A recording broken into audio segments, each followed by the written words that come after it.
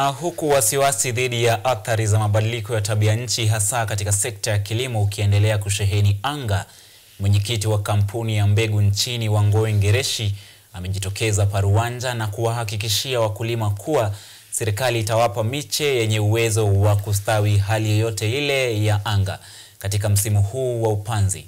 Akizungumza wakati wa hafla ya shukrani katika shule ya msingi ya Kingugu, Kirinyaga ya Kati, Ngereshi amesisitiza kuwa kuna mbegu bora na za kutosha zimehifadhiwa tayari kusambazwa kote nchini.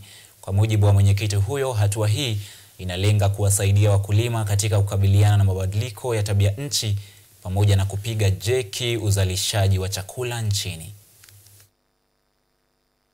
Enough quality seed.